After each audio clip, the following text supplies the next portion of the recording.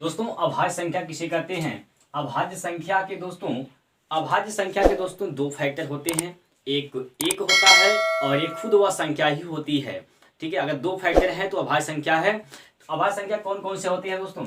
2, 3, 5, 7, 11, 13 ऐसे होता है। ये सभी के सभी दोस्तों अभाज्य संख्या हैं। और भी अभाज्य संख्या होती है। सबसे छोटी अभाज्य संख्या का पूछा जाएगा तो सबसे छोटी अभाज्य संख्या होती है 2।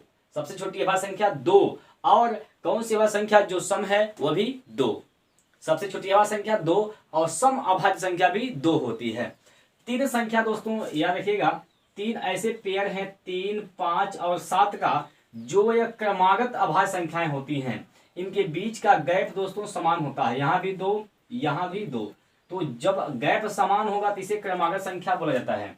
तो तीन कौन कौन सी अभाज्य संख्याएं क्रमागत होती हैं? 3, 5 और 7। ये तीन ही अभाज्य संख्या होती हैं जो क्रमागत होती हैं। ठीक है, अभाज्य संख्या दोस्तों कैसे हम पहचान करेंगे कोई संख्या अभाज्य है कि नहीं? कोई भी अभाज्य संख्या है दोस्तों, अगर वह 6k ±1 के रूप में है तो वह अभाज्य संख्या होती है। कोई भी संख्या 6k ±1 के रूप में है तो वह अभाज्य संख्या होती है। जैसे हमने एक संख्या 13 को ले लिया दोस्तों, 13 अभाज्य संख्या है, आप सभी लोग जानते हैं। 13 क्या 6k ±1 के रूप में है? तो 6 से भाग दीजिए, 6 दूनी 12, 6 दूनी 12 प्लस 1 13, यानी 6k +1 के फॉर्म में है तो 13 अभाज्य संख्या है।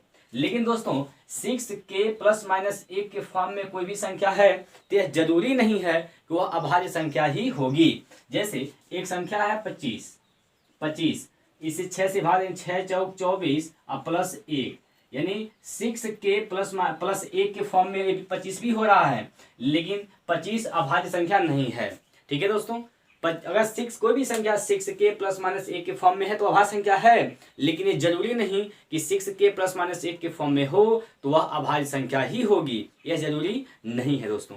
ठीक है, इसके बाद दोस्तों हम बात करते हैं कंपोजिट नंबर की, यानी भाज्य संख्या की। दोस्तों भाज्य संख्या क्या होता है? भाज्य संख्या के दोस्तों 3 फैक्टर होते हैं, मतलब 2 से ज्यादा फैक्टर होते हैं।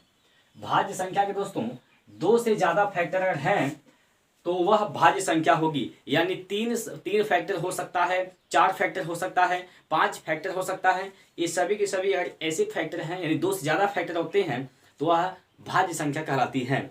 जैसे देखिए, वन संख्या जो एक है साथियों, यह ना तो अभाज्य होती है और ना ही भाज्य होती है। इस बात को आप लोग याद रखिएगा। सबसे छोटी भाज्य संख्या दोस्तों 4 होती है। सबसे छोटी भाज्य संख्या 4 होती है और यह सम भी होती है। अगर पूछा जाए सबसे छोटी विषम भाज्य संख्या तो वह 9 होती है। ठीक है, सबसे छोटी विषम भाज्य संख्या दोस्तों 9 होती है। दोस्तों प्राइम नंबर यानी अभाज्य संख्या में आप लोग याद रखिएगा, अभाज्य संख्या में 1 से लेकर 50 तक यह 15 अभाज्य संख्या होती हैं, और 50 से लेकर 100 तक 10 अभाज्य संख्या होती है, और 1 से लेकर 100 तक में यह टोटल 25 अभाज्य संख्या होती है, और 1 से लेकर 200 तक 46 अभाज्य संख्या होती है, और 1 से लेकर 1000 तक यह 168 अभाज्य संख्या होती है। इसे आप लोग याद रखिएगा। भाज्य संख्या क्या होता है आप लोग समझ गए होंगे। चलिए इसके बाद हम बात करते हैं दोस्तों,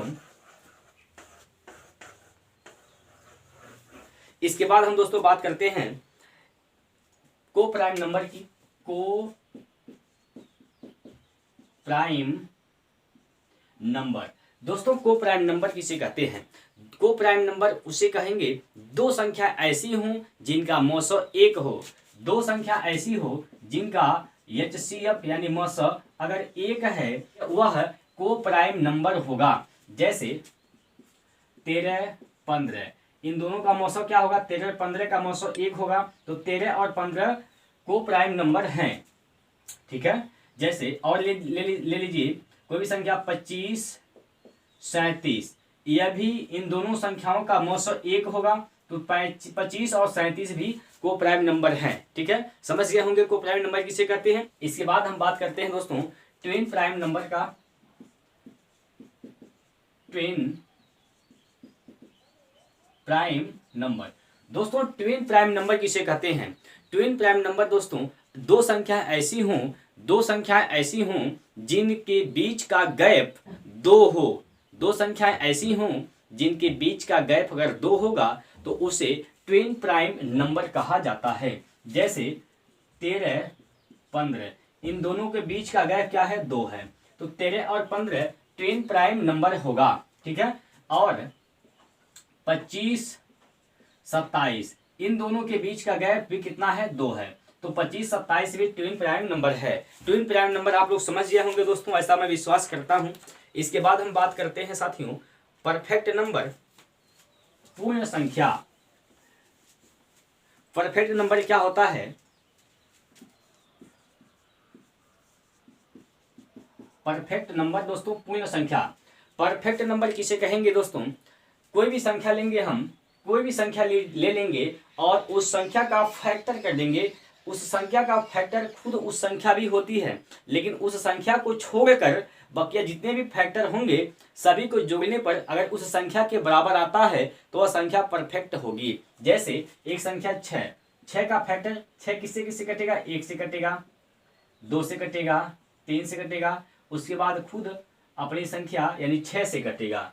तो क्या 6 परफेक्ट नंबर है? चेक कैसे करेंगे? देखिए इस 6 का फैक्टर खुद उस संख्या होती है, तो इस संख्या को छोड़ देंगे।